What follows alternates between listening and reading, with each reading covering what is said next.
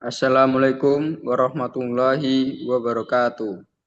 Waalaikumsalam warahmatullahi wabarakatuh.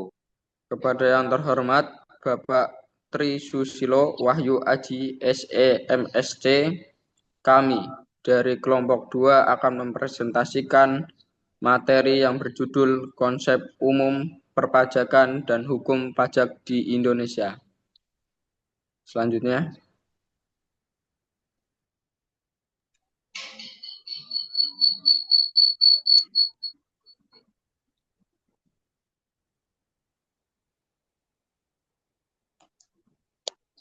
Saya Faridatun Nurmiyah ingin menjelaskan apa itu pajak.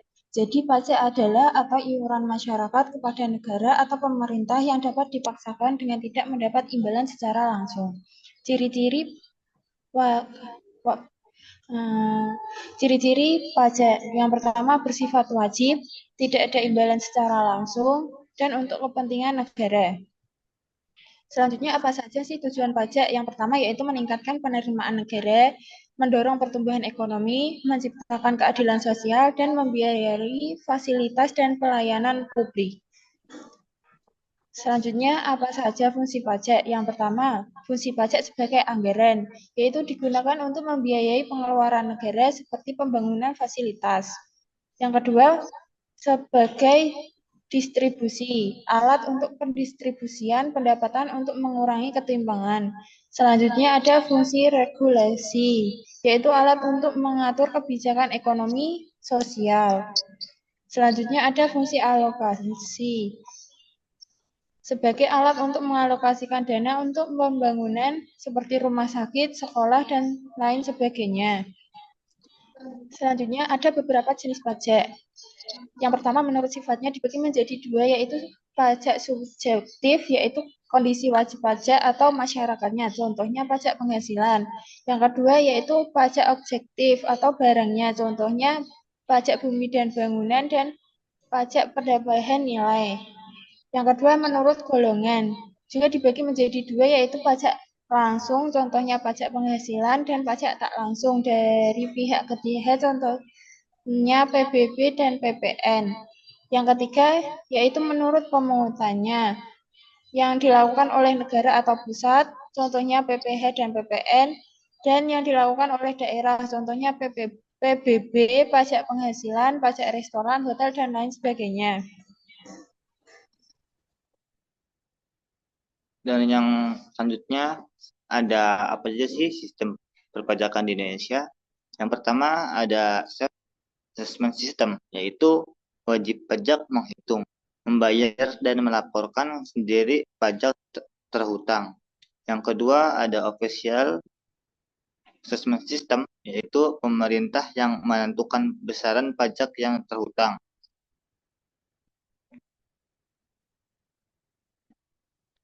Selanjutnya ada hukum pajak. Apa itu hukum pajak? Hukum pajak adalah peraturan yang mengatur antara pemungutan biaya dengan wajib pajak.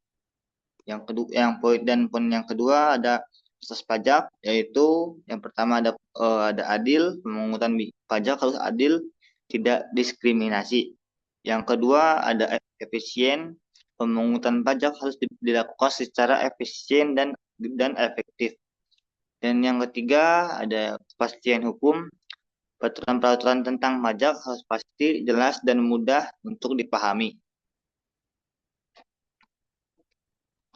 Yang selanjutnya, apa saja sih sumber hukum pajak? Hukum pajak ini dibagi dari sumber 4. Yang pertama ada UUD 1955 yang isinya pasal 23A UUD 1945, yaitu mengatur bahwa pajak dari pungutan lain yang bersifat memaksa untuk keperluan negara diatur dengan undang-undang. Yang kedua, ada keputusan pengadilan yang isinya khususnya putusan Mahkamah Agung dapat menjadi sumber hukum pajak jika putusan tersebut memiliki kekuatan hukum yang mengikat. Yang ketiga, ada peraturan pemerintah, yaitu mengatur hal-hal yang lebih rinci dan teknis dalam bidang perpajakan. Dan yang terakhir ada Peraturan Menteri Keuangan. PMK ini mengatur hal-hal yang bersifat teknis dan administratif dalam bidang perpajakan.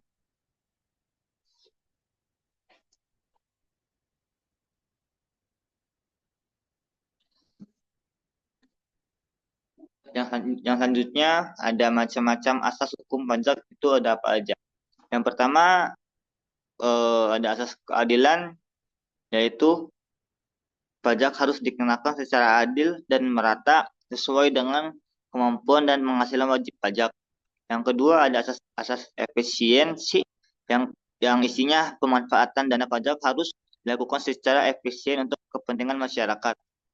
Yang ketiga ada asas hukum, yaitu peraturan perpajakan harus resmi, dapat diakses publik, jelas, lengkap, dan mudah dipahami oleh wajib pajak. Dan yang terakhir ada asas kemampuan membayar, yaitu pajak tidak boleh membebani wajib pajak secara berlebihan sehingga mengganggu kemampuan ekonominya. Baik, selanjutnya ada apa saja sih kewajiban wajib pajak itu? Yang pertama itu ada mendaftarkan diri untuk mendapatkan NPMW. Yang kedua ada menghitung, membayar, melaporkan pajak terutang. Poin ketiga ada menyimpan dokumen-dokumen perpajakan. Poin terakhir ada menaati peraturan perpajakan yang berlaku. Next. Selanjutnya ada apa saja hak wajib pajak. Poin pertama yaitu mendapatkan pelayanan yang baik dari petugas pajak. Poin kedua ada mengajukan banding. Yang poin ketiga ada mengetahui informasi perpajakan. Yang terakhir ada mendapat pengembalian kelebihan pembayaran pajak. Selanjutnya ada apa saja sanksi dalam perpajakan. Sanksi perpajakan bertujuan untuk meningkatkan kepatuhan wajib pajak dan mengamankan penerimaan negara.